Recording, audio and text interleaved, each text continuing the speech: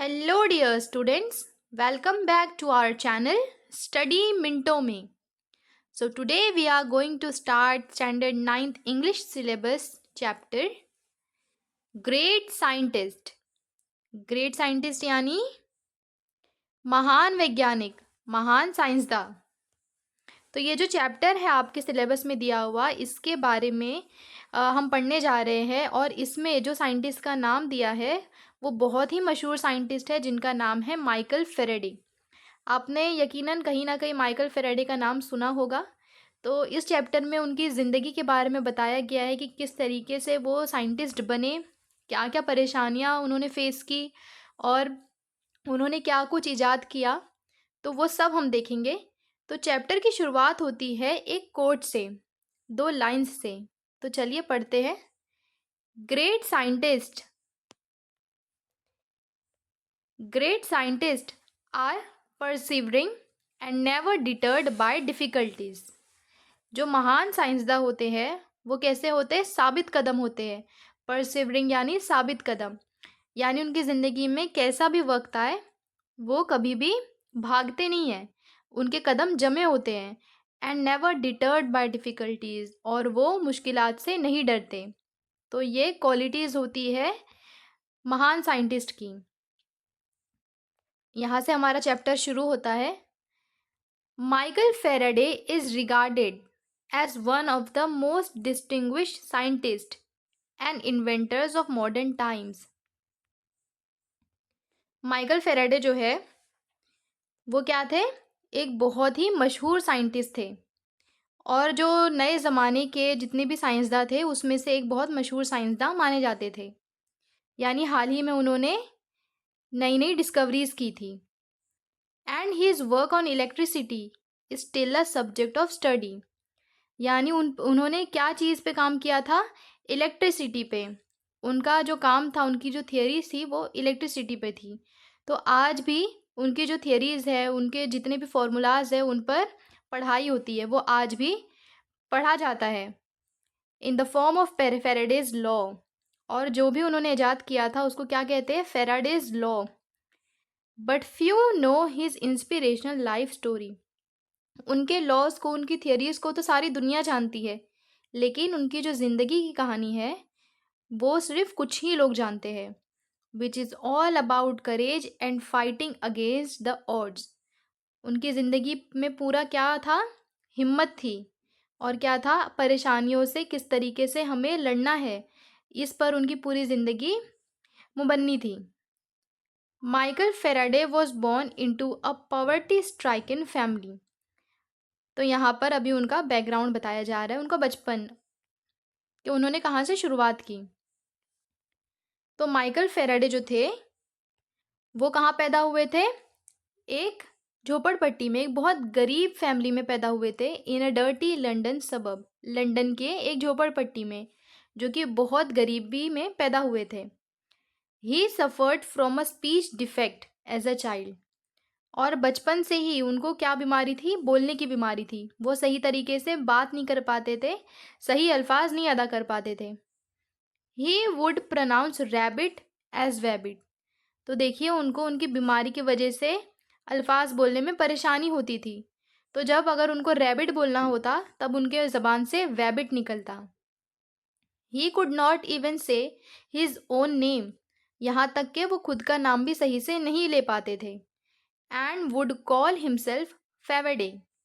जबकि उनका नाम फेराडे था, लेकिन वो खुद का नाम भी नहीं ले पाते थे, और उस बीमारी की वजह से वो खुद को कहते थे Faraday. Other children laughed at him and teachers did not help him either. तो इसी वजह से दूसरे बच्चे उन पर हंसते थे, और यहाँ तक कि उनके जो खुद के टीचर्स थे वो भी उनकी मदद नहीं करते थे। When he was 12, his mother was forced to take him out of school. और जब वो 12 साल के हुए तो इन्हीं सब परेशानियों की वजह से उनकी मदर ने उनको स्कूल से निकाल दिया। Thus putting an end to his formal education. और यहीं पर उनकी जो एजुकेशन थी वो ख़त्म होती है। 12 साल की उम्र में उनकी मदर ने उनको स्कूल से निकाल दिया, और जितना उन्होंने 12 साल की उम्र तक पढ़ लिया तो वो पढ़ लिया। अब इसके बाद उन्होंने आगे कोई भी पढ़ाई नहीं की थी। अब हम आगे देखते हैं।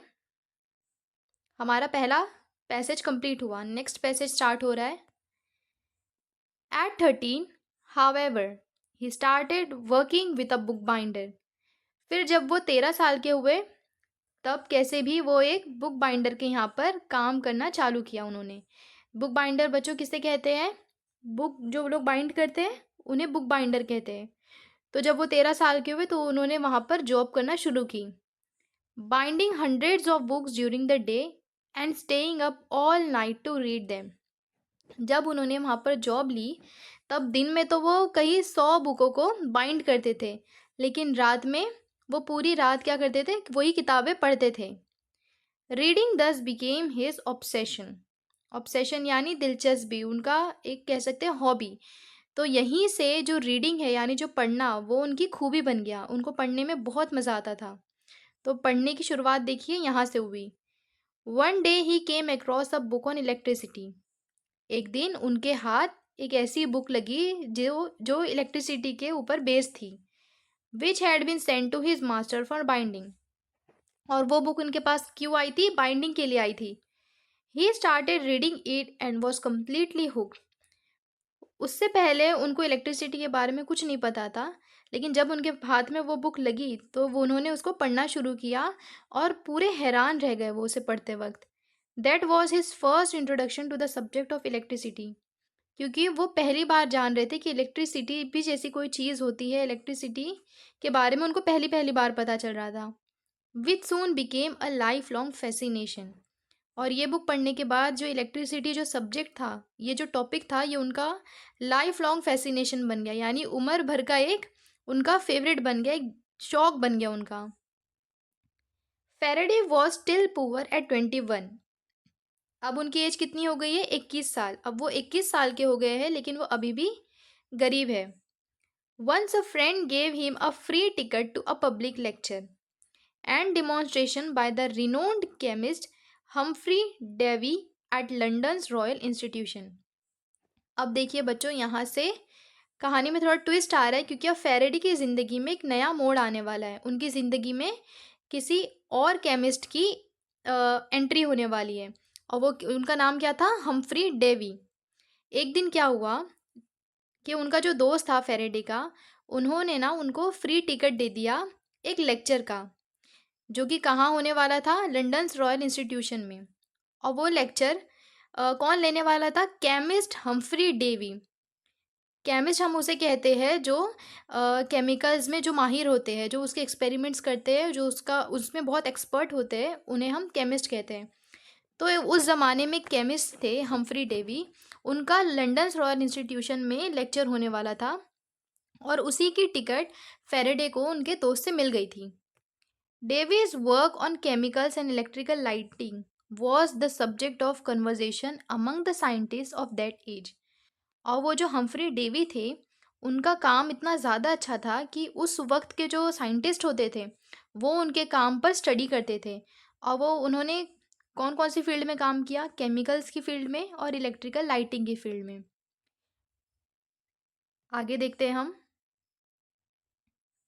70 years later across the Atlantic Ocean in the USA। 70 साल बाद अटलांटिक ओशियन, ये एक समुद्र का नाम है, अटलांटिक ओशियन के परे यूएसए में, the same work enable Thomas Edison to produce the first consistent light bulb. देखिए यहाँ पर क्या बोल रहा है वो, कि जो डेवी का काम था, वो उस वक्त के साइंटिस्ट लोग डिस्कस करते थे, यानी उस वक्त के साइंटिस्ट लोग उस पर रिसर्च करते थे कि डेवी ने क्या नई डिस्कवरी की है, क्या बताना चाह रहे हैं। और डेवी का काम इतना अच्छा था कि 70 साल बाद यूएसए में एक शख्स बैठकर जो डेवी के जो काम थे, उनकी ही मदद से उसने पहला लाइट बल्ब इजाद किया था। उनका नाम था Thomas Edison. That day in 1812। अब यहाँ पर हम वापस से फेरेडे की स्टोरी पर आते हैं। अब तक हमने हम्फ्री डेवी के बारे में थोड़ा सा जाना, अब हम फेरेडे की स्टोरी पर वापस आ रहे हैं। उस दिन सन 1812 की बात है।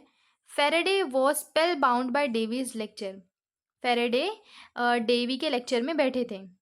ही kept taking notes about the mysterious force of electric fluid. उस दिन जो हम्फ्री डेवी का वहाँ पर लेक्चर हो रहा था, उसका टॉपिक क्या था? Mysterious force of electric fluid, यानी इलेक्ट्रिक फ्लूइड जो होता है, फ्लूइड यानी बच्चों कोई भी चीज़ जो बहती है ना, जैसे कि करंट, हवा, पानी, जो भी बहने वाली चीज़ है, भले ही वो दिखाई देती हो या ना दिखाई देती हो, उसे फ्लूइड कहते हैं।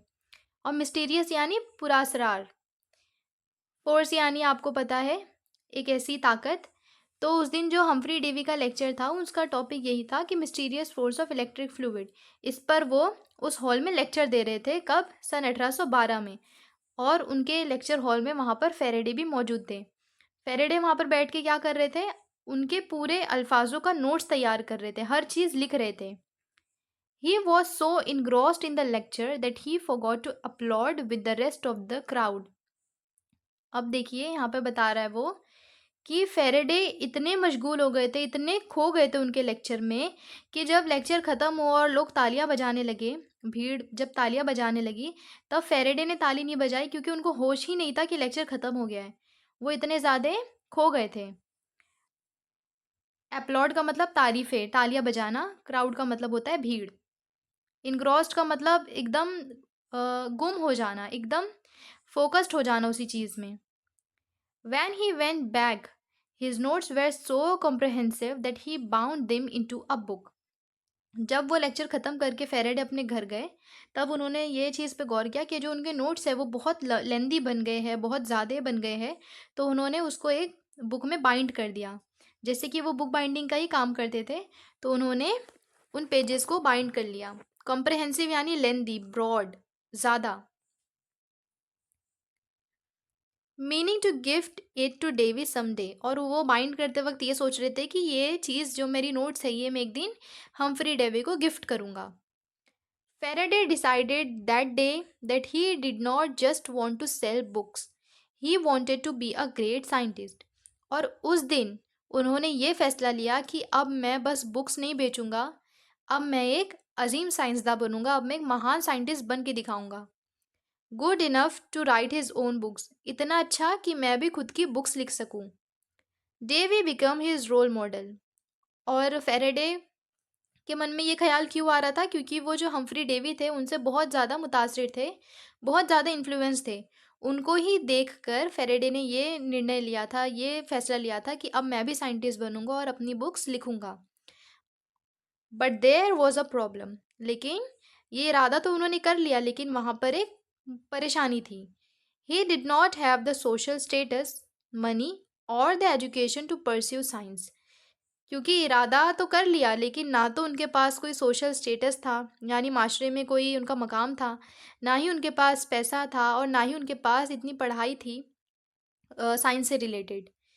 Faraday thought it would be wonderful if Davy became his mentor. तो उन्होंने ये सब सोचा कि ना तो मेरे पास पैसा है, ना ही मेरे पास तालीम है। तो मैं काम करता हूँ कि जो हम्फ्री डेवी हैं उनसे ही मदद मांग लेता हूँ और उनसे कहता हूँ कि आप ही मेरे गुरु बन जाओ। But Davy did not agree initially. लेकिन जो डेवी थे, हम्फ्री डेवी, वो नहीं माने शुरुआत में। Faraday was not dejected, he just keep trying. Dejected यानी अनहैप्पी, डिसअपॉइंट होना। तो फेरेडे जब वो गए हम्फ्री डेवी के पास कि आप मेरे मेंटोर बन जाओ, ये कहने के लिए, तो डेवी शुरुआत में नहीं माने। लेकिन फेरेडे ने हार नहीं मानी। फेरेडे इस बात से उदास नहीं हुए, बल्कि वो मुसलसल कंटिन्यू कोशिश करते रहे। Destiny had a strange plan in store for him. Destiny यानी तकदीर, तकदीर के को कुछ और ही मंजूर था, तकदीर ने उनके लिए कुछ और ही लिख रखा था। अ फ्यू ईयर्स लेटर, कुछ सालों बाद, a chemical explosion happened inside Davy's lab.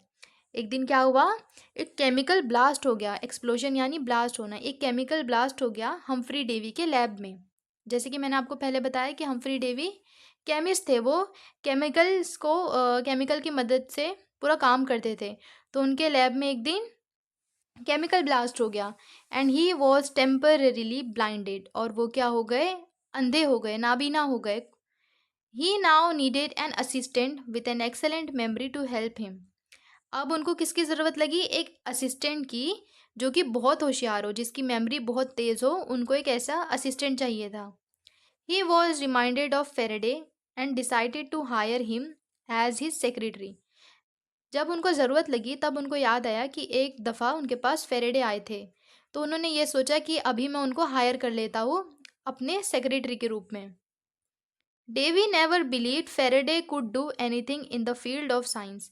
Davy ने ये तो सोच लिया था कि मैं उनको काम पे रख लेता हूँ, लेकिन डेवी को ये यकीन था कि फ़ैराडे कुछ भी नहीं कर पाएंगे साइंस की फील्ड में, going by his social status and education. क्योंकि जब उन्होंने उनका सोशल स्टेटस देखा और उनको ये पता चला कि जो फ़ैराडे हैं उनके पास ना तो कोई तालीम है, ना ही उन्होंने इतनी पढ़ाई की है, तो वो ये सोचने लगे कि साइंस की फील्ड में तो डेवी कुछ भी नहीं कर पाएंगे।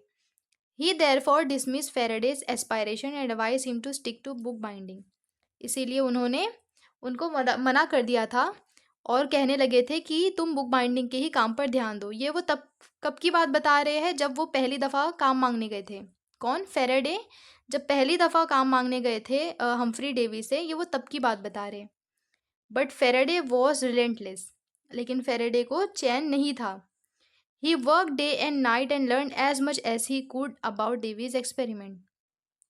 उन्होंने दिन रात मुशक्क़त की, मेहनत की और इतना सीखा जितना वो सीख सकते थे डेवीज़ के एक्सपेरिमेंट के बारे में। Soon Faraday become indispensable to Davy. और अब वो उतने लायक हो गए कि वो डेवी के पास आ सके। And was promoted to his lab assistant. और अब वो उनके लैब असिस्टेंट बन गए। This was his first step towards a scientific career. ये उनका पहला कदम था साइंटिफिक करियर में, यानी जो उनकी साइंस की जो जर्नी शुरू होने वाली थी, ये उसमें उनका पहला कदम था। दो much of his job now was cleaning labs. लेकिन अभी भी जो उनकी नौकरी थी वो क्या था? हम्फ्री डेवी के लैब को साफ रखना, उसकी साफ सफाई करना, यही उनका काम था। At least he got to see some of Davy's leading experiment. लेकिन उनकी ये जॉब में उनको कम अज़ कम जो डेवीज़ के जो एक्सपेरिमेंट के जो आला होते थे, जितनी भी सामान होते थे, कम अज़ कम उनको वो तो देखने मिलते थे। Even then Davy did not have much hope for Faraday. लेकिन अभी भी जो हम्फ्री डेवी थे उनको फ़ैराडे से बिल्कुल भी उम्मीद नहीं थी। Then Faraday got another chance to prove himself. और फिर तभी फ़ैराडे को एक नया मौका मिला अपने आप को प्रूव करने का। One day Davy try to recreate a famous electromagnetism experiment. एक दिन क्या हुआ? जो हम्फ्री डेवी थे उन्होंने ये सोचा कि अब हम जो इलेक्ट्रोमैग्नेटिज्म एक्सपेरिमेंट है इसको एक बार वापस से दोहराते हैं with fellow chemist William Wollaston, उनके साथ ही विलियम वोलेस्टन के साथ। Exploring why when an electric current is applied to a wire. देखिए ये यहाँ पर आप थोड़ा सा ध्यान दीजिए स्टूडेंट्स। एक दिन क्या हुआ? डेवी ने ये इरादा किया कि वो अपने फेलो यानी अपने साथी विलियम वोलेस्टन के साथ एक जो एक्सपेरिमेंट है इलेक्ट्रोमैग्नेटिज्म का, बहुत फेमस एक्सपेरिमेंट है, इसको अपने लैब में दोहराएंगे। ये जानने के लिए कि जो इलेक्ट्रिक करंट है यानी जो करंट है वो जो वायर में हम लगाते हैं तब वो it causes that wire to behave, it causes that wire to behave like a magnet. तब वो वायर एक मैग्नेट की तरह काम करने लगता है। ऑब्वियसली जाहिर है द फोर्सेस वेयर कनेक्टेड, क्योंकि जो फोर्स है, जो ताकत है वो कनेक्ट की गई है। But nobody had figured out how to make it happen continuously. लेकिन किसी ने भी ये मालूम नहीं किया था कि वो कंटिन्यू कैसे रखना है, उसको मुसलसल कैसे दोहराते रहना है। देखिए मैं आपको एक बार और एक्सप्लेन करती हूँ। यहाँ पर वो ये कहना चाह रहे हैं कि हमें ये तो पता है कि जो करंट है वो अगर हम वायर में ला डालें तो वो करंट घूमता है, लेकिन इसकी वजह नहीं जान पा रहे थे कि वो बार बार क्यों घूमता है। जैसे कि मैं आपको यहाँ पर बनाकर बताती हूँ। देखिए ये हमारी वायर है, इसके अंदर हमने करंट कनेक्ट कर दिया। करंट को हम लिखते हैं सी से, हमने करंट कनेक्ट कर दिया। अब हमें ये तो पता है कि ये वायर में घूमेगा, लेकिन यहाँ पर आकर वो रुक नहीं रहा है, वो मुसलसल क्यों घूम रहा है? ऐसी कौन सी ताकत है जो उसको बार बार बार बार मूवमेंट करा रही है? तो ये उस वक्त किसी को भी नहीं पता था। तो यही जवाब जानने के लिए जो हम्फ्री डेवी थे उन्होंने वो एक्सपेरिमेंट को दोबारा दोहराने का इरादा किया था। आगे देखते हैं। Davy believe that if he could find out why it happened and control it there could be many practical applications of the force. Davy का ये मानना था कि अगर वो ये इसका जवाब ढूँढ ले कि ऐसा क्यों होता है, और अगर वो इस पर अपना कंट्रोल बना ले तो वो बहुत सारी नई-नई चीज़ें इजाद कर सकते थे और इस चीज़ को बहुत सारी जगह अप्लाई कर सकते थे। But he was unable to figure it out, लेकिन हम्फ्री डेवी से ये काम नहीं हो रहा था एंड वॉज फ्रस्ट्रेटेड, और इसी वजह से हम्फ्री डेवी हमेशा परेशान रहते थे। ही देन टीज्ड फेरेडे। अब देखिए यहाँ पर एक दिन क्या हुआ, वो उसकी बहुत कोशिश करते थे। हम्फ्री डेवी हमेशा ये जानने की कोशिश करते थे कि वायर के अंदर जो करंट है उसको कौन सी चीज़ है जो कंटिन्यू रखती है। तो यही मसले में वो हमेशा उलझे रहते थे। तो एक दिन उन्होंने फेरेडे को ऐसे ही मजाक-मजाक में उनको चिढ़ाने के लिए कहा, asking him to try his hand at it after he was done cleaning the lab. उन्होंने उनसे कहा कि चलो आओ ज़रा एक बार तुम भी कोशिश कर लो, ज़रा एक बार तुम भी आज़मा लो, अपना हाथ आज़मा कर देख लो, जब तुम्हारा लैब साफ़ करके हो जाए तब। ऐसा हम्फ्री डेवी ने फेरेडे को मजाक में कहा। विदिन अ फ्यू डेज, और कुछ ही दिन में फेरेडे सॉल्व द प्रॉब्लम। देखिए ये एक बहुत बड़ी बात है कि उनका जो मजाक में कहना था फेरेडे ने हकीकत में उसको करके दिखा दिया। In fact he went further and the result was the first induction motor. और फेरेडे ने सिर्फ उनके सवाल का जवाब ही नहीं ढूंढा, सिर्फ वो क्यों का जवाब ही नहीं ढूंढा, बल्कि इससे भी आगे उन्होंने फर्स्ट इंडक्शन मोटर ही इजाद कर दी, which converted electrical current into continuous mechanical motion. जो कि क्या करती थी first induction motor, electric current को मैकेनिकल मोशन में कन्वर्ट करती थी। The induction motor spurred a revolution, और जो ये उनका जो डिस्कवरी थी, जो उनकी ईजाद थी, इसने दुनिया ही बदल कर रख दी। फैन, एयर कंडीशनिंग यानी एसी, सुइंग मशीन्स यानी सिलाई मशीन, फोटोग्राफ्स यानी कैमरा, पावर टूल्स जितनी भी हमारी चार्जिंग की टूल्स होती है वो, cars, and even trains and aeroplanes engines, यहाँ तक के ट्रेनों के और एरोप्लेन्स के जो इंजन होते हैं, grew out of this simple device. ये सब सिर्फ एक इंडक्शन मोटर से बने थे, which was born out of mockery directed at Faraday. और वो मोटर कहाँ से बनी थी, सिर्फ एक मजाक से पैदा हुई थी, जो कि माइकल फेरेडे का मजाक उड़ा गया था। बस उस मजाक की बेसिस पर एक मोटर बन गई जिससे इतने सारे काम होने लगे। मौकरी यानी मजाक।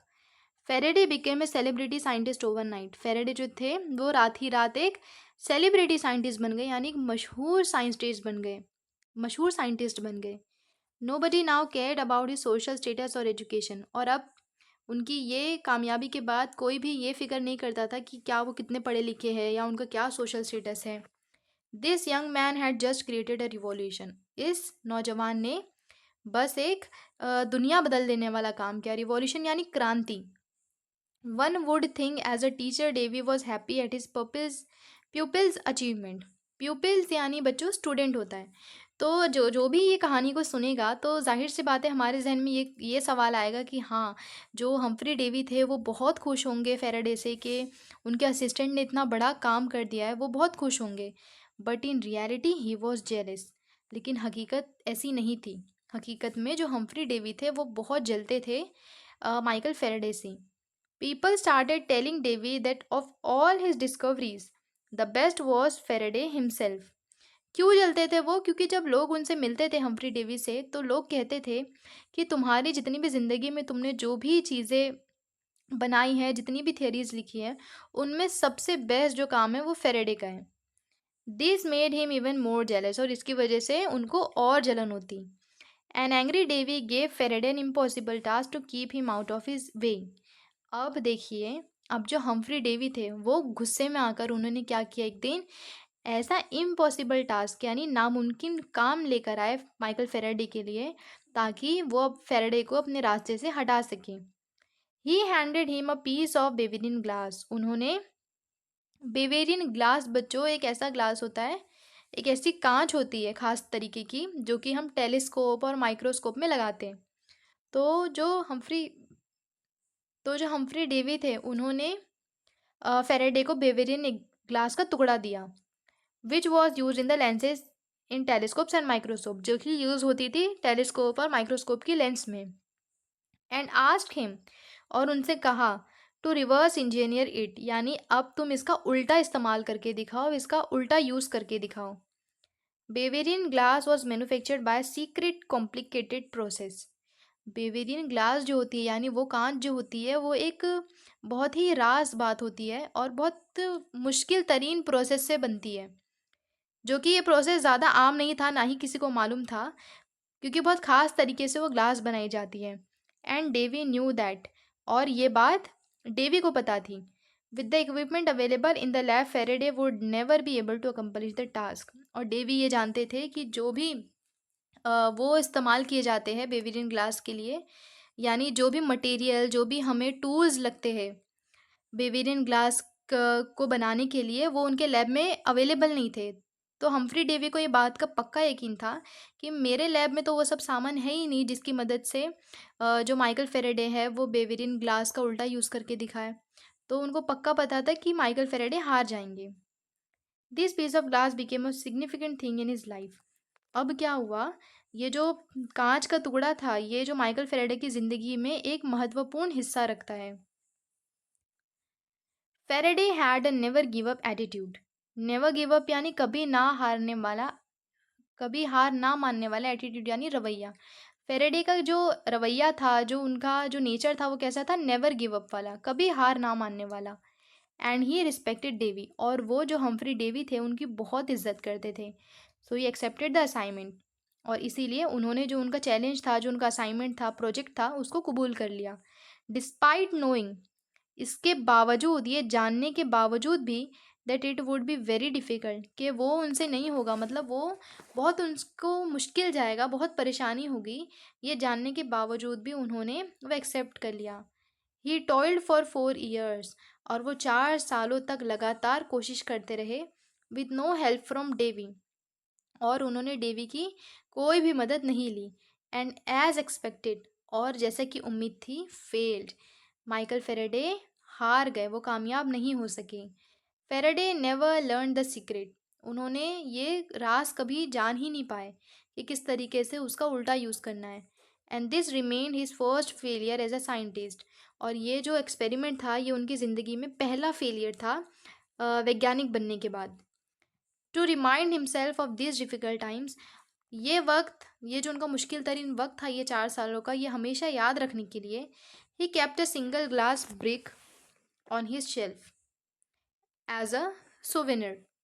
तो उन्होंने क्या किया, वो जो उनकी उनको जो पास जो उन्होंने टुकड़ा दिया था, वो टुकड़े को उन्होंने शेल्फ में संभाल कर रखा, एक अलामत के रूप में, एक निशानी के रूप में, कि हाँ, ये मेरे ज़िंदगी का सबसे मुश्किल तरीन वक्त गुजरा है। सोवेनिर यानी अलामत, एक निशानी। This would inspire him during difficult times, ताकि वो आगे चल के जब उनके पास मुश्किल वक्त आए, तब वो इसे देखकर याद कर सके कि हाँ, मैंने इतने भी मुश्किल दिन देखे हैं। नेक्स्ट देखते हैं हम। इन 1829, सन 1829 में, Davy died and Faraday succeeded him as head of the laboratory. क्या हो गया, हम्फ्री डेवी की डेथ हो गई, और फेरेडे को, जो उनकी लेबोरेटरी थी, किनकी, हम्फ्री डेवी का जो लैब था, केमिस्ट्री का लैब, अब वो किसका हो गया, फेरेडे का हो गया, वो उसके हेड बन गए। He was free to pursue whatever he like, अब वो अपनी मन मर्जी से जो चाहे वो ले सकते थे। And he made another revolutionary discovery, और अब उन्होंने एक नई चीज़ ईजाद कर दी, नई खोज की। He notice that if he moved a magnet, उन्होंने ये देखा कि अगर हम कोई चुंबक को, कोई मैग्नेट को मूव करते हैं, एक जगह से दूसरी जगह लेके जाते हैं, it could produce electrical current, तो वो क्या करता है, करंट प्रोड्यूस करता है, करंट पैदा करता है। दस he could now convert motion into electricity, तो उनके दिमाग में ये एक आइडिया है कि हम मैग्नेट को मूव करके अब बिजली पैदा कर सकते हैं। This is how the electrical generator was born, और तभी से इसी आइडिया पे बेस्ड इलेक्ट्रिकल जनरेटर बना। Something still use today to generate all kinds of power, और आज भी जितनी भी चीज़ें हैं वो भी इसी आइडिया पर बेस्ड है। Like dynamos and other devices, जैसे कि डायनामो और दूसरे दूसरे जो मशीन्स हैं। Faraday was now a legend, अब फेराडे क्या बन गए, एक लेजेंड बन गए, एक मिसाल बन गए, एक अजीम इंसान बन गए। इन 1840, सन 1840 में, ही डेवलप्ड मेमोरी लॉस, उनको क्या हो गया, याददाश्त खोने की बीमारी हो गई, भूल जाने की बीमारी हो गई। Which continued for the rest of his life, जो कि उनकी उम्र भर तक यानी ताउम्र तक उनकी ज़िंदगी के साथ वो बीमारी रही। But the disease did not stop him, लेकिन उनकी बीमारी ने उनको उनकी बीमारी उनको रोक नहीं सकी। उनकी बीमारी ने उनके रास्तों में रुकावटें तो डाली लेकिन उनको रोक नहीं सकी। ही परजर्वर्ड,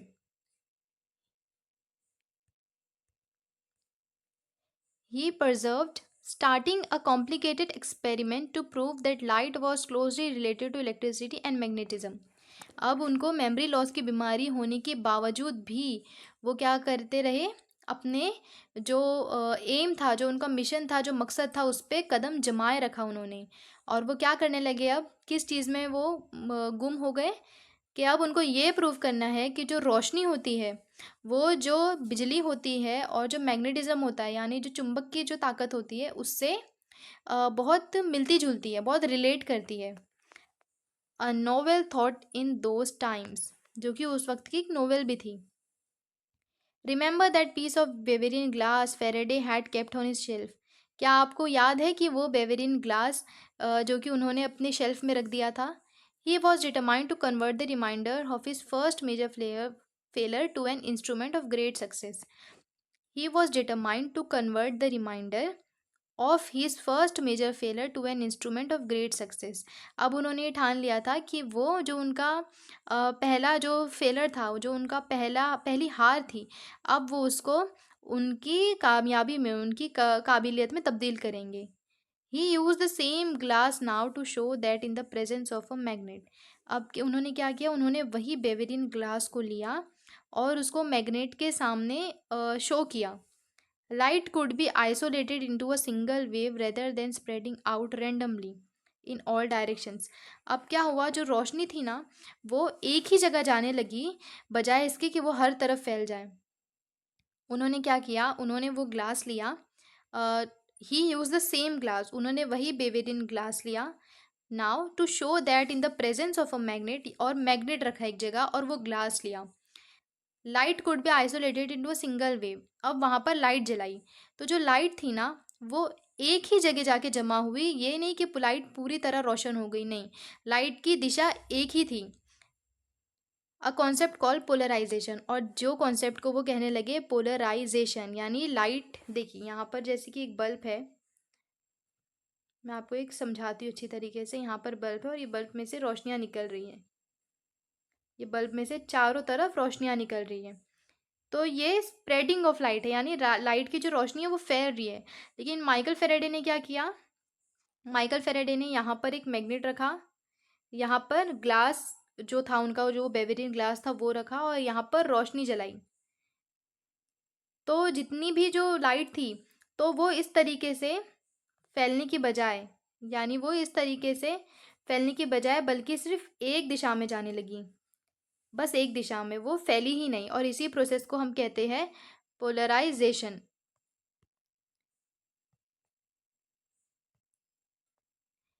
He then took the age-old experiment of sprinkling iron fillings on sheet of paper near a magnet. अब उन्होंने क्या क्या नए नए एक्सपेरिमेंट करने लगे। अब उन्होंने क्या किया, स्प्रिंकलिंग यानी छिड़कना, आयरन फिलिंग्स यानी जो आयरन की जो तारें होती है वो उसको लिया और उसको छिड़का एक पेपर पर, एक शीट ली पेपर की, यहाँ पर मैग्नेट रखा और यहाँ पर आयरन की फिलिंग्स को छिड़क दिया पूरा हर जगह, मेकिंग सर्कुलर पैटर्न्स, और इस तरीके से सर्कुलर पैटर्न्स बनाए, ऐसा ऐसा उन्होंने मैग्नेट को घुमाया।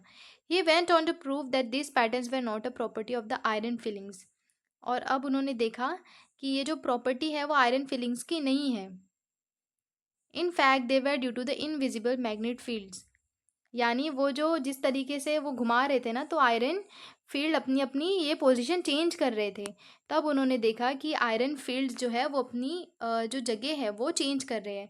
और ये सब किसकी वजह से हो रहा है, in fact they were due to the invisible magnetic field, ये चुंबक की ताकत की वजह से हो रहा है।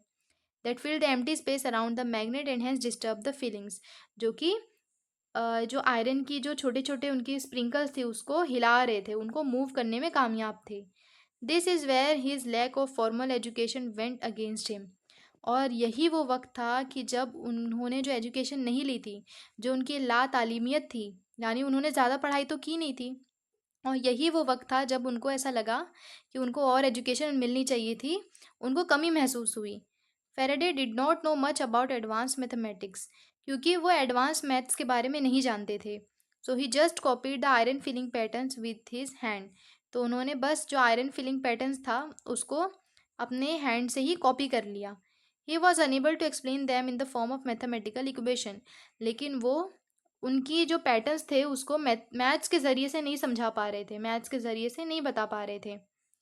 He made hundreds of such drawings he made hundred of such drawing but without equation they were not accepted. देखिए, साइंटिस्ट को जो भी प्रूव करना होता है ना स्टूडेंट्स, तो उनको एक मैथ्स के फॉर्म में या उनको एक प्रॉपर इक्वेशन के या एक प्रॉपर फॉर्मेट में शो करना होता है प्रूवर को, जहाँ पर भी वो दे रहे हैं। तो जो माइकल फेरेडे थे ना, वो इतने एजुकेटेड तो नहीं थे। इसी वजह से वो जो भी पैटर्न्स फॉलो करते, जो भी पैटर्न्स उनको मैग्नेट की मदद से मिलते, वो सबको बस हाथ से बना लेते, इस तरीके से ड्राइंग फॉर्मेट में बना लेते, क्योंकि उनको मैथ्स तो आता नहीं था उतना ज़्यादा। तो इसी वजह से जब वो प्रूवर के पास, मतलब जब वो प्रूव करने गए, तब उनकी उस इक्वेशंस को, उनके उस पैटर्न्स को एक्सेप्ट नहीं किया गया। लेकिन यहाँ पर भी कहानी ख़त्म नहीं हुई, अब देखते हैं। Fortune favoured the brave Faraday once again. और एक बार फिर किस्मत ने बहादुर फेराडे का साथ दिया।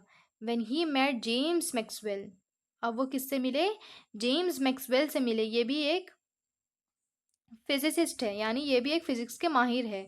अ वेल्दी, अमीर, एजुकेटेड, पढ़े लिखे फिजिसिस्ट, फिजिक्स के expert, well versed in mathematics, और जो कि मैथ्स में बहुत एक्सपर्ट थे। He was willing to work with Faraday. और जो जेम्स मैक्सवेल थे, ये उनकी ख्वाहिश थी कि वो कभी ना कभी अपनी ज़िंदगी में फेराडे के साथ काम करे। It was max it was Maxwell who translated Faraday's idea into a set of equations.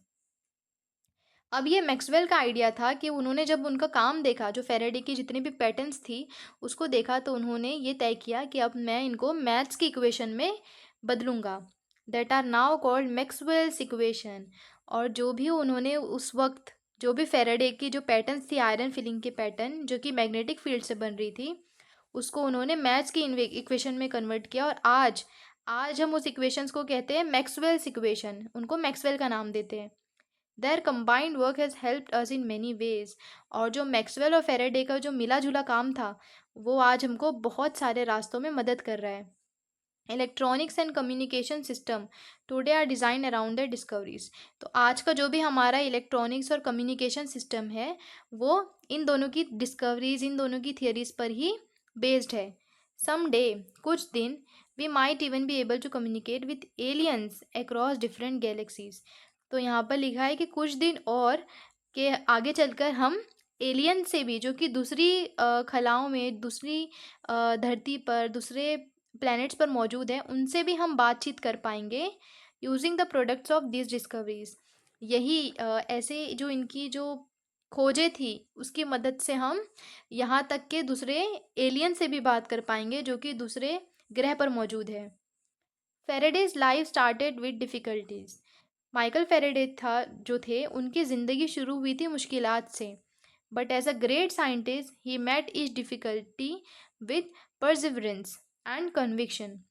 लेकिन एक अजीम साइंसदान, एक महान साइंटिस्ट होने के नाते उन्होंने हर मुश्किलात का सामना किया और अपने कदम जमाए रखे। He was given impossible task which he undertook as challenges. उनको लोगों ने नामुमकिन से टास्क दिए, नामुमकिन से काम दिए, लेकिन फिर भी उन्होंने सबके चैलेंज को कबूल किया एंड अपॉर्चुनिटीज़, और उसको हर मौके का उन्होंने फ़ायदा उठाया। He epitomises what the world Disney character Pinocchio said. उन्होंने वो कर दिखाया। ही एपिटोमाइजेस यानी उन्होंने उसको बिल्कुल वैसे ही दर्शाया है जो कि वॉल्ट डिज्नी ने पिनोकियो वाले कैरेक्टर में कहा था। When you wish upon a star it does not matter who you are. यानी अगर तुम सितारे की ख्वाहिश करते हो, तब फिर कोई फ़र्क नहीं पड़ता कि तुम कौन हो। देखिए, ये लास्ट की लाइन को मैं आपको दोबारा एक्सप्लेन करना चाहती हूँ, बहुत ध्यान दीजिए यहाँ पर। He epitomises what the Walt Disney character Pinocchio said. सबसे पहले तो जो आपको पता होगा कि पिनोकियो क्या था। पिनोकियो बच्चों एक डिज्नी की पहले पिक्चर आई थी जिसमें एक कैरेक्टर था पिनोकियो। उसकी नाक इतनी लंबी होती है। क्यों लंबी होती है? क्योंकि वो जब जब झूठ बोलता है तब तब उसकी नाक लंबी होती जाती है। क्यों, मुझे उम्मीद है कि आप सबने वो पिक्चर देखी होगी। अगर नहीं देखी है तो आप जाके देखिए, वो बहुत ही सीखने वाली पिक्चर है वो। तो वो पिनोकियो जो कैरेक्टर था वो एक दफ़ा कहता है, when you wish upon a star, अगर तुमने सितारे की ख्वाहिश कर ली है, it does not matter who you are, तो अब ये फ़र्क नहीं पड़ता कि तुम कौन हो, तुम कहाँ से आए हो। अगर तुमने ख्वाहिश कर ली है तो अब तुम उसको हासिल करके रहोगे। मेहनत करो और हार मत मानो, तुम उसको हासिल कर लोगे। इससे कोई फ़र्क नहीं पड़ता कि तुम कौन हो, तुम कहाँ से आ रहे हो, तुम्हारा बैकग्राउंड क्या है, तुम्हारे हालात कैसे हैं, इससे कोई फ़र्क नहीं पड़ता। तुमने ख्वाहिश कर ली, तुमने इरादा कर लिया, तो बस अब उसको हासिल करके ही रहो। तो जो माइकल फेरेडे की ज़िंदगी है वो इस कोट को, इस लाइन को बहुत अच्छी तरीके से दर्शा रही है। तो देखिए कितना खूबसूरत ये चैप्टर था कि हमें कितना कुछ इससे सीखने मिला कि किस तरीके से ज़िंदगी में हार नहीं माना माइकल फेरेडे ने, और कितनी बड़ी बड़ी डिस्कवरी की जबकि उनका मजाक उड़ाया गया, और एक मजाक ने इतनी बड़ी थियरी दे दी, कितना बड़ा इन्वेंशन कर दिया इंडक्शन मोटर का। From the introduction to from the introduction to reignited by APJ Abdul Kalam and Srijan Pal Singh. तो ये कहाँ से लिया गया है? एपीजे अब्दुल कलाम की बुक और सृजन पाल सिंह की बुक रीइग्नाइटेड से। तो अगर हम गौर करें तो इस चैप्टर से हमें बहुत कुछ सीखने को मिलता है। तो उम्मीद है आपको हर एक चीज़ समझ में आई होगी, और अगर आपको कुछ भी डाउट है स्टूडेंट्स, तो आप हमें कमेंट सेक्शन में पूछ सकते हैं। तो अगर आपको हमारा एक्सप्लेनेशन अच्छा लगा हो तो हमारे चैनल स्टडी मिंटो को सब्सक्राइब कीजिए, हमारे वीडियोस को लाइक कीजिए और ज़्यादा से ज़्यादा शेयर कीजिए। हम स्टैंडर्ड 9th का, 10th का, 5th से लेके 10th तक का सारा सिलेबस कवर करवा रहे हैं, और कुछ ही दिनों में हम 11th और 12th का भी सिलेबस अपलोड करेंगे महाराष्ट्र बोर्ड का। तो आपको सारी वीडियोस इंग्लिश सिलेबस की हमारे चैनल पर मिल जाएगी, आप प्लेलिस्ट चेक कर लीजिए। अगर आपको अपनी रीडिंग स्पीड बढ़ानी है तो हमारे चैनल पर इम्प्रूव रीडिंग स्किल्स भी अवेलेबल है। आप चैनल पर जाके प्लेलिस्ट भी देख सकते हैं। इम्प्रूव रीडिंग स्किल से आपकी इंग्लिश इम्प्रूव होगी। आपको वर्ड्स का करेक्ट प्रोनाउंसिएशन सुनने को मिलेगा। Thanks for watching.